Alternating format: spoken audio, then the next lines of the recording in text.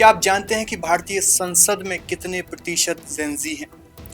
प्रतिशत की बात अगर हम छोड़ दें तो कितने ऐसे सदस्य हैं जो जनरेशन जेड से आते हैं और वो भारतीय संसद में हैं?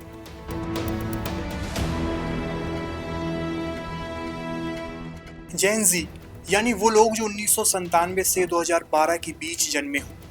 नेपाल की क्रांति के बाद जनरेशन जेड पूरी दुनिया में ट्रेंड में आए हैं, लेकिन क्या आप जानते हैं कि भारत में भी जेन जी की संख्या लगभग 35 करोड़ है और ये कोई छोटी संख्या नहीं है। नमस्कार, आप देख रहे हैं पेप्टिक टाइम मध्य प्रदेश समाचार और मैं हूं आपके साथ आयुष शुक्ला। आज की इस वीडियो में बात करेंगे जनरेशन जेड पर, जो कि वो लोग होते हैं जो 1997 से 2012 के बीच जन्मे हों।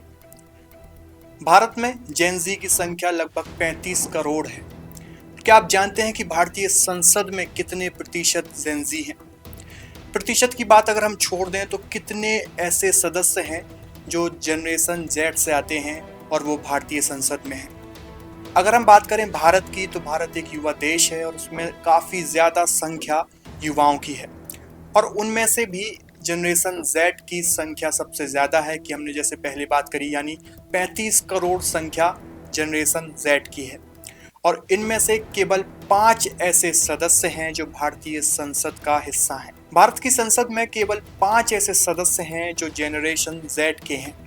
हाँ, सही सुना आपने, केवल 5 सदस्य। अगर हम राज्यसभा की बात करें तो यहाँ ये संख्या और भी कम हो जाती है या कहें बिल्कुल शून्य हो जाती है, क्योंकि राज्यसभा के लिए न्यूनतम उम्र लगभग 30 साल है, यानी जनरेशन जेड के लिए राज्यसभा में कोई जगह नहीं है। यानी जनरेशन जेड के लिए राज्यसभा में पहुंचना लगभग नामुमकिन है। अब बात करते हैं लोकसभा की। लोकसभा में सदस्य बनने के लिए न्यूनतम उम्र 25 साल है और यहाँ कुल सदस्य की संख्या 543 है, लेकिन इनमें से केवल 5 ऐसे सदस्य हैं जो जनरेशन जेड से आते हैं, यानी वे जेन जी हैं, यानी वे लोग जिनकी उम्र 27 साल है या उससे कम है। तो चलिए जानते हैं वो 5 नाम जो भारतीय लोकसभा में जनरेशन जेड के प्रतिनिधि के रूप में जाने जाते हैं। सबसे पहला नाम आता है प्रिया सरोज, जो कि उत्तर प्रदेश के मछली शहर लोकसभा क्षेत्र से समाजवादी पार्टी की सांसद हैं। वह 23 नवंबर 1998 को वाराणसी में जन्मी है और पेशे से अधिवक्ता हैं। उन्होंने दिल्ली विश्वविद्यालय से स्नातक बीए और एमआईटी विश्वविद्यालय नोएडा से कानून एलएलबी की डिग्री प्राप्त की है। दूसरा नाम आता है पुष्पेंद्र सरोज, वे भी उत्तर प्रदेश से हैं। वे उत्तर प्रदेश की कोसाम्बी लोकसभा सीट से समाजवादी पार्टी के सांसद हैं। अगर उनकी पारिवारिक पृष्ठभूमि की बात करें तो पुष्पेंद्र सरोज के पिता इंद्रजीत सरोज भी समाजवादी पार्टी के नेता रहे हैं। अगर उनकी शिक्षा की बात करें तो लंदन से प्रबंधन की उन्होंने पढ़ाई की है और उन्होंने 2024 के आम चुनाव में भाजपा के विनोद कुमार सोनकर को लगभग 1 लाख वोटों से हराया है और वे इसके बाद ही संसद में पहुंचे हैं। तीसरा नाम आता है प्रियंका जकरी होली का, जो कि कर्नाटक से चिक्कोड़ी लोकसभा सीट से सांसद हैं और वे भारतीय राष्ट्रीय कांग्रेस की सदस्य हैं। उन्होंने 2024 के आम चुनाव में भाजपा के अन्ना साहेब जोले को 90,000 मतों से हराया था। जेनजी के सांसदों में अब चौथा नाम आता है शंभवी चौधरी का, जो कि बिहार के समस्तीपुर लोकसभा सीट से सांसद हैं। इनकी पार्टी लोक जनशक्ति पार्टी है। अगर इनकी पारिवारिक पृष्ठभूमि की बात करें तो शंभवी के पिता अशोक चौधरी बिहार के पूर्व मंत्री रहे हैं।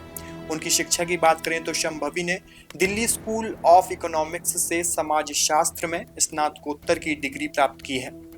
उन्होंने कांग्रेस के सुनील हजारी को 1,87,251 वोटों से हराया था और इसके बाद ही वे लोकसभा में जेन जी का प्रतिनिधित्व कर रही हैं। अब आता है 5वां नाम संजना जाटव का, जो कि राजस्थान के भरतपुर लोकसभा सीट से इंडियन नेशनल कांग्रेस की सांसद हैं। तो ये थे सभी 5 सांसद जो कि जनरेशन जेड से यानी जेन जी जनरेशन से आते हैं, जिनकी उम्र 25 साल से लगभग 27 साल के बीच में है, यानी उनका जन्म 1997 से 2012 के बीच हुआ है, जिसके बाद से वे जनरेशन जेड की कैटेगरी में आ चुके हैं। तो चलिए जाते जाते ये भी जान लेते हैं कि लोकसभा और राज्यसभा यानी भारतीय संसद में उम्र का क्राइटेरिया क्यों रखा गया है। जब भारत की आबादी ही युवाओं से भरी है तो क्यों नहीं युवाओं को भारतीय संसद में प्रतिनिधित्व का मौका मिलता है। माना जाता है कि 25 साल तक व्यक्ति सामाजिक, राजनीतिक और आर्थिक मुद्दों को समझने लायक परिपक्व हो जाता है। संसद या विधानमंडल में लिए जाने वाले फैसले करोड़ों लोगों को प्रभावित करते हैं। इसलिए संविधान निर्माताओं ने यह सुनिश्चित किया कि प्रतिनिधि बहुत युवा और अनुभवहीन ना हो। 18 से 21 साल में लोग वोट डाल सकते हैं, लेकिन सांसद बनने के लिए कुछ साल का जीवन और पेशेवर अनुभव जरूरी माना गया है। अगर उम्र सीमा बहुत कम होती है तो संसद में अनुभवहीन जोश हावी हो जाता है, और अगर बहुत ज्यादा होती है तो युवाओं की भागीदारी खत्म हो जाती है। इसलिए लोकसभा में 25 साल और राज्यसभा में 30 साल का संतुलित नियम बनाया गया है।